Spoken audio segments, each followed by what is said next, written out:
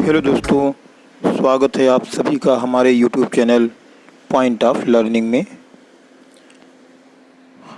जैसा कि आप देख रहे हैं कि हम आपके लिए राजनीति व्यवस्था से संबंधित जो हमारा भारतीय संविधान है, इससे संबंधित हम महत्वपूर्ण विषयों की एक एमसीक्यू श्रृंखला के रूप में वीडियोस आपके सामने लेकर के आ रहे हैं।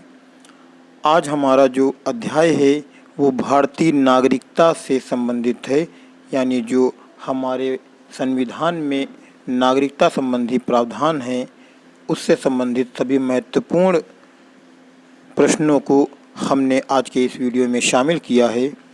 तो बिना किसी देरी के शुरू करते हैं हम अपना आज का ये वीडियो। अगर आप हमारे चैनल पर पहली बार आए हैं या नए हैं तो वीडियो को लाइक कर दें और चैनल को सब्सक्राइब कर लें, साथ ही साथ बेल आइकन भी दबा दें। पहला सवाल आपकी स्क्रीन पर आपके सामने सवाल आपके सामने कि प्रश्न नंबर 1, नागरिकता प्राप्त करने और खोने के विषय में विस्तार से चर्चा कहाँ की गई है। यानी जो हमारे देश के नागरिकों को नागरिकता संविधान द्वारा मिली है, तो वह संविधान द्वारा जो नागरिकता मिली हुई है उसे प्राप्त करने और खोने की जो चर्चा है उसके विषय में जो जानकारी मिलती है वो कहाँ से मिलती है। तो 1955 के नागरिकता कानून में है, संविधान की प्रथम अनुसूची में है, या संसद के विविध अधिनियमों में है, या संविधान के भाग 2 में है। तो नागरिकता प्राप्त करने और खोने के विषय में जो विस्तार से चर्चा की गई है वह 1955 के नागरिकता कानून में यानी नागरिकता अधिनियम में की गई है। ऑप्शन ए इसका सही जवाब है। तो दोस्तों आपको बता दें कि जो नागरिकता संबंधी प्रावधान भारतीय संविधान में किए गए हैं वह अध्याय 2 में किए गए हैं। अनुच्छेद 5 से लेकर के अनुच्छेद 11 भारतीय नागरिकता से संबंधित है, यानी नागरिकता के संबंध में उपबंध बताते हैं। और जब भारत आज़ाद हुआ 15 अगस्त 1947 को जब भारत स्वतंत्र हुआ, तो स्वतंत्रता प्राप्ति के बाद भारतीय नागरिकता के संबंध में एक अधिनियम पारित किया गया जो सन 1955 में लागू किया गया, और उसी अधिनियम को 1955 का नागरिकता अधिनियम भी कहते हैं। और इसी अधिनियम में नागरिकता से संबंधित सभी प्रावधान बताए गए कि कोई व्यक्ति नागरिकता को प्राप्त कैसे कर सकता है, ग्रहण कैसे कर सकता है, और उसकी नागरिकता किस प्रकार से छीनी जा सकती है, निरस्त की जा सकती है। तो इस प्रकार जो हमारा पहला प्रश्न है कि नागरिकता प्राप्त करने व खोने के विषय में विस्तार से चर्चा कहाँ की गई है, नागरिकता 1955 के नागरिकता कानून में या 1955 के नागरिकता अधिनियम में। ऑप्शन ए इसका सही जवाब। आगे बढ़ते हैं सवाल नंबर 2 की तरफ। कितने वर्षों तक लगातार बाहर रहने पर नागरिकता समाप्त हो जाती है? 5 वर्ष, 7 वर्ष, 9 वर्ष या 3 वर्ष? तो जो 7 वर्ष का समय है यह निर्धारित किया गया है कि अगर 7 वर्ष तक कोई व्यक्ति बाहर रहता है देश से तो उसकी नागरिकता समाप्त हो जाती है। ऑप्शन बी इसका सही जवाब। अगले सवाल की तरफ बढ़ते हैं। नागरिकता प्राप्त करने के लिए शर्तें निर्धारित करने वाला सक्षम निकाय कौन सा है? चुनाव आयोग, राष्ट्रपति, संसद या संसद और विधानसभाएं? तो जो भारतीय संसद है या नागरिकता प्राप्त करने की शर्तें निर्धारित करने वाला सक्षम निकाय है। ऑप्शन सी सही जवाब। अगले सवाल की तरफ बढ़ते हैं। भारत की नागरिकता निम्नलिखित में से किस प्रकार प्राप्त की जा सकती है? ऑप्शन ए जन्म से, या ऑप्शन बी वंशानुक्रम से, या ऑप्शन सी देशीयकरण से, या फिर उपर्युक्त सभी से? तो जो भारत की नागरिकता है वह जन्म से, वंशानुक्रम से और देशीकरण, इन तीनों ही तरीकों से प्राप्त की जा सकती है। ऑप्शन डी इसका सही जवाब। अगले सवाल की तरफ बढ़ते हैं। नागरिकता संशोधन अधिनियम 1992 के अनुसार भारत के बाहर पैदा होने वाले बच्चे को यदि उसकी मां भारतीय है तो उसे भारतीय नागरिकता प्राप्त होगी। ऑप्शन बी किसी भी बच्चे को भारत में जन्म लेने के कारण स्वतः भारतीय नागरिकता नहीं दी जाएगी। ऑप्शन सी भारतीय पुरुष से विवाह करने वाली विदेशी महिला को भारतीय नागरिकता प्राप्त करने का अधिकार मिला। ऑप्शन डी उपर्युक्त सभी। तो नागरिकता संशोधन अधिनियम 1992 के अनुसार भारत के बाहर पैदा होने वाले बच्चे को यदि उसकी मां भारतीय है तो उसे भारतीय नागरिकता प्राप्त होती है। ऑप्शन ए इसका सही जवाब है। अगले सवाल की तरफ बढ़ते हैं। सवाल नंबर 6, नागरिक बनने की निम्नलिखित शर्तों में से एक शर्त क्या है? ऑप्शन ए किसी धर्म का समर्थन, ऑप्शन बी राज्य की सदस्यता, ऑप्शन सी उच्च परिवार की सदस्यता, ऑप्शन डी उच्च जाति की सदस्यता। तो नागरिक बनने की जो आवश्यक शर्त है वह है राज्य की सदस्यता। ऑप्शन बी इसका सही जवाब। अगला सवाल, पाकिस्तान में आकर भारत में नागरिकता प्राप्त करने संबंधी प्रावधान का वर्णन निम्नलिखित में से किस अनुच्छेद में वर्णित है? अनुच्छेद 9, अनुच्छेद 11, अनुच्छेद 6, अनुच्छेद 19। तो अनुच्छेद 6 में यह वर्णन किया गया कि पाकिस्तान से आकर भारत में नागरिकता प्राप्त करने संबंधी प्रावधान अनुच्छेद 6 में दिए गए हैं। ऑप्शन बी इसका सही जवाब है।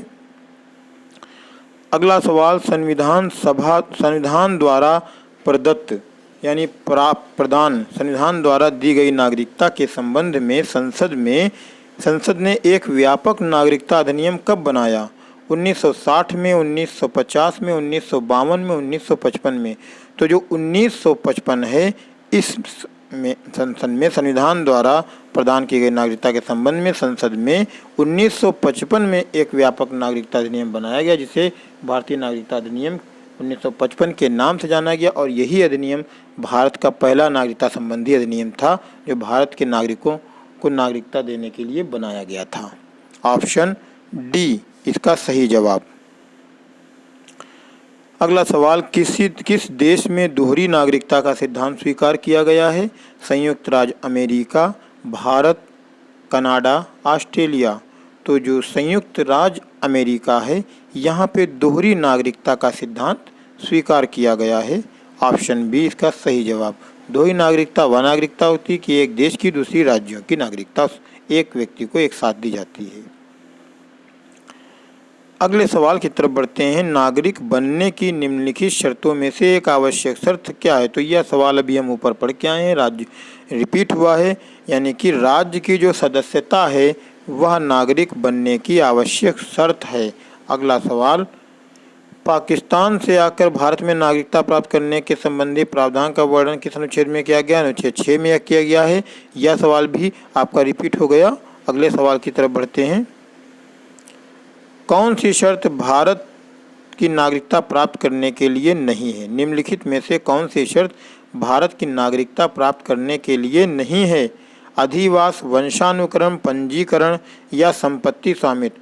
तो अधिवास से नागरिकता प्राप्त की जा सकती है, यानी आप लंबे समय तक यहाँ निवास करते हैं अगर। वंशानुक्रम से भी नागरिकता प्राप्त की जा सकती है, पंजीकरण द्वारा भी नागरिकता प्राप्त की जा सकती है, लेकिन संपत्ति स्वामित्व के आधार पर किसी व्यक्ति को नागरिकता नहीं दी जा सकती है। ऑप्शन डी इसका जवाब। अगला सवाल, भारतीय संविधान के किन अनुच्छेदों में नागरिकता संबंधी प्रावधान किए गए हैं? अनुच्छेद 5 से 11, अनुच्छेद 12 से 35, अनुच्छेद 36 से 51, अनुच्छेद 1 से 4। तो हम आपको बता दें कि जो ऑप्शन डी अनुच्छेद 1 से 4, अनुच्छेद 1 से 4 भारतीय संविधान का पहला भाग, इसमें भारत के नाम से संबंधित और भारत के राज्यों से संबंधित यह भाग। अनुच्छेद जो हमारा ऑप्शन बी है अनुच्छेद 12 से 35 या मौलिक अधिकारों से संबंधित, और जो हमारा ऑप्शन सी है 36 से 51 या राज्य के नीति निर्देशक सिद्धांतों से संबंधित अनुच्छेद हैं इतने। और जो हमारा ऑप्शन ए है अनुच्छेद 5 से 11, तो अनुच्छेद 5 से 11 तक नागरिकता संबंधी प्रावधानों का वर्णन किया गया है, यानी भारतीय संविधान में जो नागरिकता संबंधी प्रावधान दिए गए हैं वह अनुच्छेद 5 से 11 के अंतर्गत दिए गए हैं। ऑप्शन ए इसका सही जवाब। कि किन अनुच्छेदों में नागरिकता संबंधी प्रावधान किए गए हैं, तो हमारा जवाब होगा अनुच्छेद 5 से 11।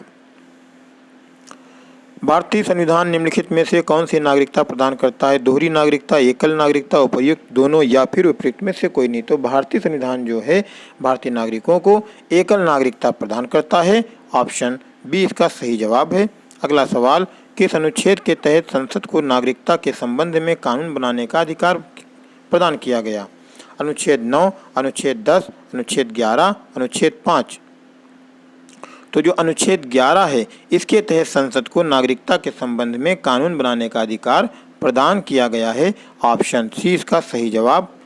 देशीकरण द्वारा नागरिकता प्राप्ति का एक तरीका क्या है? विदेशी से मित्रता करने पर, माता पिता की नागरिकता, भाई बहन की नागरिकता, विदेशी पुरुष से विवाह करने पर। तो देशीकरण द्वारा नागरिकता प्राप्त करने का जो एकमात्र तरीका है वह यह है कि विदेशी पुरुष से विवाह करने पर। अगला सवाल, भारतीय संविधान में नागरिकता के प्रावधान कब लागू हुए? 1949 में, 1951 में, 1952 में, 1950 में। तो भारतीय संविधान में नागरिकता के जो प्रावधान लागू हुए वह सन 1949 में लागू हुए। ऑप्शन ए इसका सही जवाब है। अगला सवाल, ऐसे सभी व्यक्तियों को, बीच में यहाँ पे जो खाली जगह यहाँ पे हमको भरना है कि 1 जनवरी 1949, 26 जनवरी 1950, 15 अगस्त 1950 या 15 अगस्त 1947 या उसके बाद भारत में जन्म ग्रहण किया हो, उन्हें जन्मजात भारतीय नागरिक समझा जाएगा। तो अब यहाँ पे जो 4 ऑप्शन थे यहाँ पे जो भरना है में कि ऐसे सभी व्यक्ति जो 26 जनवरी 1950 या उसके बाद भारत में जन्म ग्रहण किया हो, उन्हें जन्मजात भारतीय नागरिक समझा जाएगा। ऑप्शन बी इसका सही जवाब है। अगला सवाल, भारतीय नागरिकता नहीं प्राप्त की जा सकती है। देशीकरण द्वारा, किसी भूभाग के सम्मिलन द्वारा, भारतीय बैंक में धन जमा करके या जन्म द्वारा।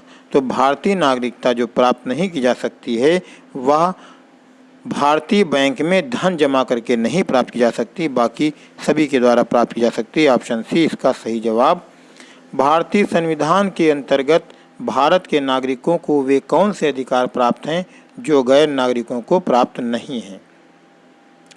कुछ सार्वजनिक पदों की पात्रता। ऑप्शन बी, संसद व विधानमंडल के सदस्य होने का अधिकार। ऑप्शन डी, अनुच्छेद 15, 16 एवं 19 द्वारा प्रदत्त मौलिक अधिकार। और ऑप्शन डी, उपर्युक्त सभी।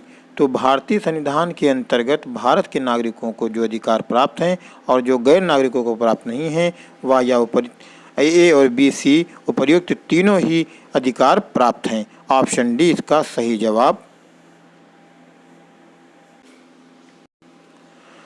अगला सवाल आपके सामने है, नागरिकता के लोप होने का एक नियम क्या है? यानी नागरिकता किस तरीके से समाप्त हो जाती है, ऐसा क्या नियम है? तो ऑप्शन ए है देशद्रोह का अपराध सिद्ध होने पर, या ऑप्शन बी भ्रमण के लिए विदेश जाने पर, या ऑप्शन सी शिक्षा के लिए विदेश जाने पर, या ऑप्शन डी परिवार से बिछड़ जाने पर। तो जो ऑप्शन ए है देशद्रोह का अपराध सिद्ध होने पर, यानी किसी व्यक्ति के ऊपर यदि देशद्रोह का अपराध सिद्ध हो जाता है तो उसकी नागरिकता का लोप हो जाएगा, यानी नागरिकता समाप्त कर दी जाएगी। ऑप्शन ए इसका सही जवाब है। अगला सवाल, एक व्यक्ति नागरिकता के अधिकार कैसे खो सकता है? एक कारण हो सकता है। ऑप्शन ए, एक व्यक्ति किसी दूसरे देश में 2 महीने के लिए चला जाता है, या फिर ऑप्शन बी, एक व्यक्ति दूसरे राज्य की नागरिकता ले लेता है, या फिर ऑप्शन सी, एक व्यक्ति राज्य के लिए कर्तव्यों का प्रदर्शन नहीं करता है। ऑप्शन डी, एक व्यक्ति बहुराष्ट्रीय कंपनी में काम करने लगता है। तो इन 4 ऑप्शन में जो हमारा सही ऑप्शन है कि एक व्यक्ति नागरिकता के अधिकार कैसे खो सकता है, इसका कारण हो सकता है, तो ऑप्शन बी इसका सही जवाब है कि एक व्यक्ति दूसरे राज्य की नागरिकता ले लेता है। यानी जब कोई व्यक्ति दूसरे राज्य की नागरिकता ले लेता है तो उसकी अपने राज्य की यानी भारत की नागरिकता को वह खो देगा। ऑप्शन बी इसका सही जवाब है। अगले सवाल की तरफ बढ़ते हैं। भारत में एकल नागरिकता की अवधारणा अपनाई गई है। तो भारत में जो एकल नागरिकता की अवधारणा अपनाई गई है या किस देश से ली गई है? 4 ऑप्शन आपके सामने हैं। कनाडा से, फ्रांस से, इंग्लैंड से, यूएसए से। तो भारत में जो एकल नागरिकता की अवधारणा अपनाई गई वह इंग्लैंड के संविधान से ली गई। ऑप्शन सी इसका सही जवाब। अगला सवाल, निम्न में से किस स्थिति में किसी भारतीय व्यक्ति की भारतीय नागरिकता समाप्त हो सकती है? यानी वो कौन सी कंडीशन है जब भारतीय व्यक्ति की भारतीय नागरिकता समाप्त हो जाएगी? ऑप्शन ए, त्यागने पर यानी नागरिकता का त्याग करने पर समाप्त हो जाएगी। ऑप्शन बी, पर्यायवसन पर। ऑप्शन सी, भारत से वंचित किए जाने पर, या उपर्युक्त सभी।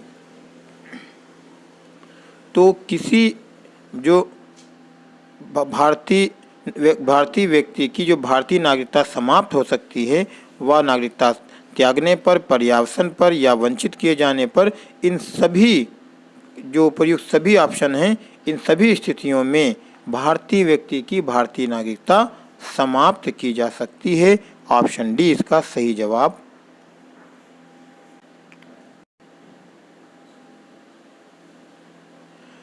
अगला सवाल, सवाल नंबर 25 आपके सामने। भारत में रहने वाला ब्रिटिश नागरिक दावा नहीं कर सकता। ऑप्शन ए, व्यापार और व्यवसाय की स्वतंत्रता का अधिकार का। ऑप्शन बी, विधि के समक्ष समता के अधिकार का। ऑप्शन सी, जीवन और व्यक्तिगत स्वतंत्रता के सुरक्षा के अधिकार का। ऑप्शन डी, धर्म की स्वतंत्रता के अधिकार का। तो भारत में रहने वाला ब्रिटिश नागरिक दावा नहीं कर सकता। ऑप्शन ए, व्यापार और व्यवसाय की स्वतंत्रता के अधिकार का दावा वह नहीं कर सकता है। ऑप्शन ए इसका सही जवाब। नागरिकता के लोप होने का एक नियम है। ऑप्शन ए, परिवार से बिछड़ जाने पर।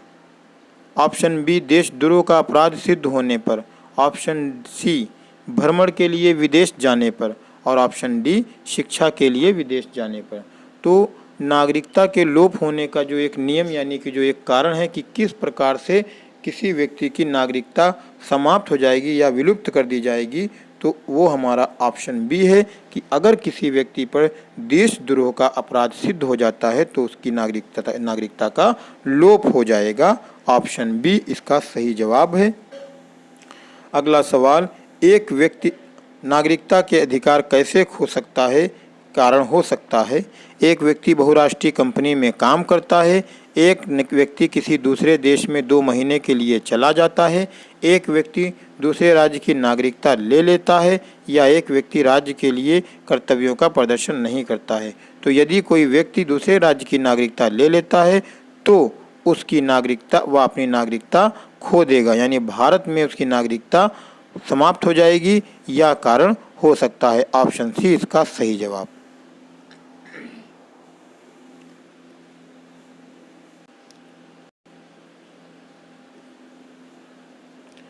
अगला सवाल, सवाल नंबर 28 आपकी स्क्रीन पर आपके सामने। निम्नलिखित में से किस स्थिति में किसी व्यक्ति को भारतीय नागरिकता से वंचित नहीं किया जा सकता? यानी वो कौन सी कंडीशन या सिचुएशन है जब किसी व्यक्ति को भारतीय नागरिकता से वंचित नहीं किया जा सकता है? ऑप्शन ए, निर्वाचन के दौरान।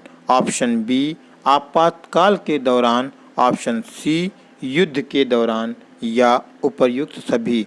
तो जो हमारा 4 ऑप्शन दिए हुए हैं कि निर्वाचन के दौरान, आपातकाल के दौरान, युद्ध के दौरान, इन सभी विकल्पों के आधार पर, यानी अगर निर्वाचन का दौर है या आपातकाल भारत में लगा हुआ या युद्ध भारत में चल रहा है, ऐसी स्थिति में किसी भी व्यक्ति को भारतीय नागरिकता से वंचित नहीं किया जा सकता। यानी ऐसे समय में भारतीयों को उनकी नागरिकता से वंचित नहीं किया जाएगा, उनकी नागरिकता नहीं छीनी जा सकती। या उपर्युक्त सभी जो हमारे ऑप्शन हैं या सही हैं। इन सभी स्थितियों में किसी व्यक्ति को भारतीय नागरिकता से वंचित नहीं किया जा सकता है। ऑप्शन डी इसका सही जवाब है।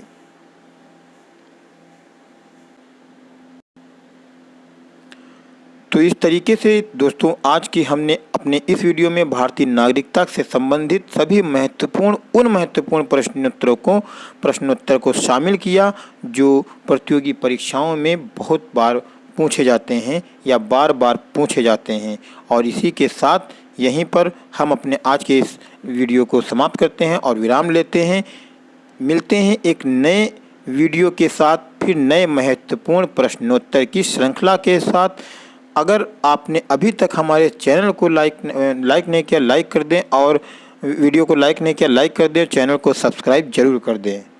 साथ ही साथ बेल आइकन दोस्तों जरूर दबा दें, जिससे आने वाली सभी महत्वपूर्ण वीडियो की नोटिफिकेशन आप तक पहुंचती रहें।